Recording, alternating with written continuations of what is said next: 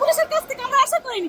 আমরা বৈষম্য দূর করার জন্য আমরা এই চব্বিশে আন্দোলন করতে আমাদের ছোট ভাইরা, কিন্তু আমাদের তো সেই বৈষম্য রয়ে গেছে। প্রধান শিক্ষকের কাছে 10 আমাদের 13তম গ্রেড 11,000 টাকা বেতন, সেই 11,000 টাকা বেতনে আমরা 2-3টা সন্তান মানুষ কিভাবে করবো? মা বাবা নিয়ে আমরা পরিবারটা কিভাবে থাকতে পারতেছি না। মাসের শেষের 20 দিন আমরা ধার করে দেখাই চলতে হয়। আমরা আমাদের সংসার কিভাবে ভালোভাবে চালাইতে পারতেছি না। সেই দাবি আদায়ের জন্য আমরা এই মাঠে নামছিলাম, কিন্তু আমরা এই সরকারের এই পুলিশের কাছ থেকে এরকমের আচরণের আশা আমরা করিনি।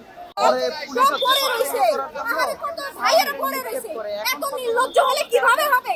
রাষ্ট্র আপনাদেরকে চালাইতে বলছে কি বোমা মেরে ককটেল মেরে? আরে আমরা মানে শিক্ষক হিসেবে আসলেই লজ্জিত। এই কলম দিয়ে কি হবে? এই কলম দিয়ে পড়ায় আপনাদের কি করছি? ওই পর্যন্ত কোনো না কোনো শিক্ষকের হাত ধরে আসছেন না। আজকে আপনাদেরকে এই কলম ছুঁড়ে মারতেছি। ধিক্কার জানাই বাংলাদেশের শিক্ষকদের গায়ে যারা হাত দিয়েছেন।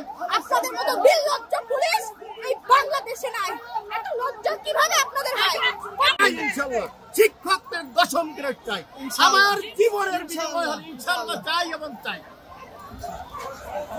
কিন্তু আমরা অতিরিক্তভাবে আমরা পুলিশ আমাদের হেল্প করার কথা ছিল, কিন্তু তারা হেল্প না করে অতর্কিতভাবে হামলা করেছে। একটা আমার শিক্ষকের একটা পা ভেঙে গেছে, আমার এক ভাইয়ের পা 8-10টা ছেলে লাগবে এইমাত্র হয়ে গেছে। একজন শিক্ষক হাঁটাটা করছে, সে যদি কোনো কারণে মারা যায় এর দায়ভার বাংলাদেশ পুলিশ এবং বাংলাদেশ সরকার। পুলিশের পক্ষ থেকে বলা হলো যে আপনারা ব্যারিকেড ভেঙে ভেতরে যাওয়ার না, এটা সম্পূর্ণ আমাদের স্যারদের সাথে কথা ছিল যে আমরা ওখানে শাহবাগ, আপনারা জানেন 24শে আন্দোলন চলছে, আমরা চাচ্ছি যে শাহবাগে যাই এই কলম প্রতিবাদটা জানাবো।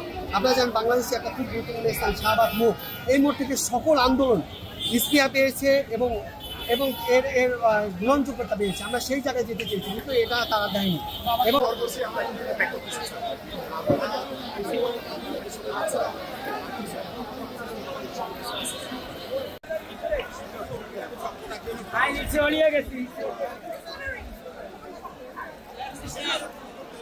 সারের গায়ে আঘাত দেন।